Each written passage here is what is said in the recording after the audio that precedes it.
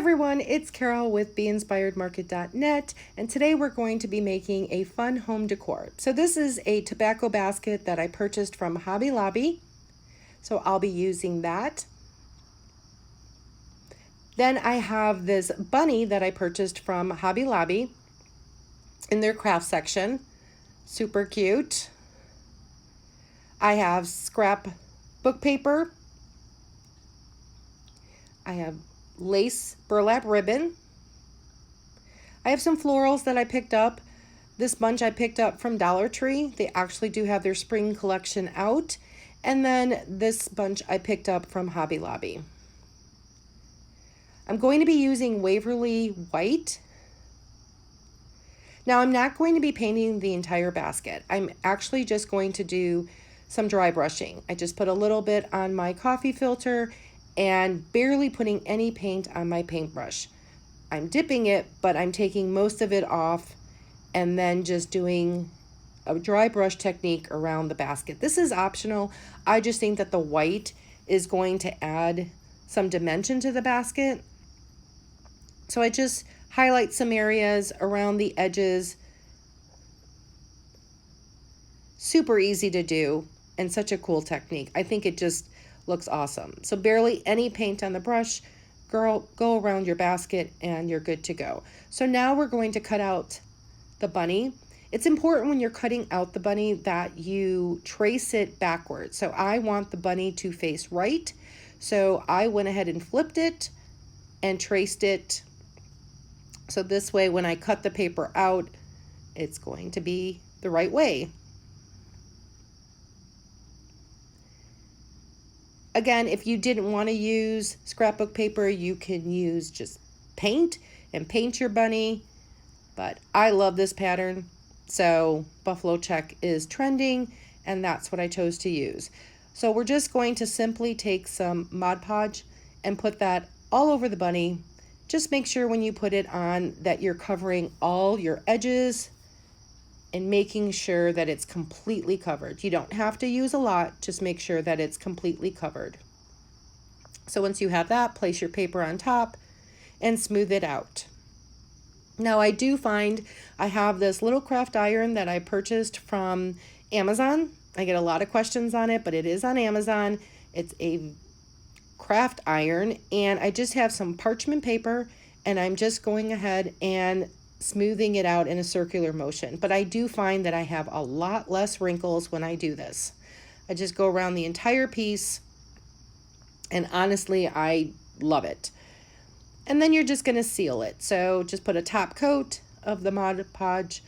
Make sure that you hit the edges, and the reason for that is because you want the paper to harden up so that it's going to be easier for you to clean it up at the end. And that's where you'll use the sandpaper. So I just make sure I go around the edges. Now we're going to move on to the florals. I find the easiest way to put these on is to use some tie back. So before we get there, I'm just going to snip away the stems. It's best to use wire cutters instead of your scissors to snip them off. And then I take the floral, I put it down, and then I take my tie back. You can use wire as well, and then just secure it to the side of the basket. And we're going to cover up that with ribbon, and I'll show you that later. Now, after I did that, Bill said maybe it was easier to take the tie back, put it down, don't tighten it, and then put your florals in. And I truthfully found that to be easier. So I put the tie back on first, I didn't tighten it, and then once I got my floral in there, I did tighten it. Now the other bunch has very thin stems, so it was really easy just to snip them and push them through so that they were underneath the tie back. This really secures them to the basket, and I find it to be the best technique. And then just snip away any of the stems so that they're not sticking out, and just to give you a cleaner look.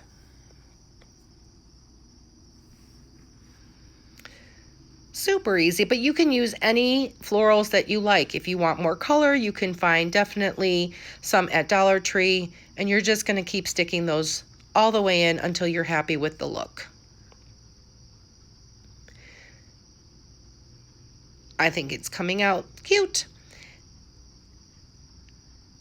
And then for the ribbon, all I'm doing is, now I am putting the lace on the inside. I wanted to see the lace versus having it on the outside, just because how the basket's going to lay. I'm putting it up on a shelf and I wanted to see the lace. So I'm just taking it and I'm going in and out, weaving it through the basket, leaving myself enough of the ribbon so that I can tighten it as I go, and just lifting it. And one thing I do love about this is it's going to actually cover up those tie backs, so you won't even see them. So just keep going in and out. See, they're covered. And then once you get to the end, all I did was overlap them and hot glue them to the side of the basket for, again, a cleaner look. But the weaving technique was perfect. The ribbon stayed on the basket. It covered up the tie backs. I just love it. So that's it for the basket, but now we just have the bunny. The bunny is dry. Make sure your bunny is perfectly dry before you use the sandpaper. This is just 100 grit sandpaper. If your paper is not dry, this won't work. You're just going to have a big hot mess. So just give it time to dry, then use your sandpaper. And for any of the sections that are small, you can always take an X-Acto knife and cut that. You'll see that I'm going to do that. But super easy to do. So I had to, of course, make the bunny even cuter. So I had some leftover ribbon. I love polka dots this season, so I just hot glued it to the bunny. I just think it adds another embellishment that just makes him that much cuter. So go ahead and hot glue that to the back. And then I have this burlap flower that I got from Hobby Lobby. It's Paper Studio. So I'm just going to attach it to the ribbon. And again, I think it just looks so cute when it's all put together. How simple is that? So now all we have to do is just put this all together. So I have this little sign. It's a wooden block. I'm going to use it in the basket because I didn't want the bunny to lay flat. I want it to be pushed up a little higher. So I'm just hot gluing it. Now, again, I'm using hot glue. You can definitely use 𝐸6000. The bunny is a little heavier and I don't want it to fall, but I just used hot glue, and then I used a lot of hot glue on the wood block to attach the bunny. But once you have that on there, it is very secure. But again, you can use 𝐸6000 if you want to be extra careful. And that's it. How easy was that? If you love this video, I would love for you to spread the honey. And again, check out beinspiredmarket.net.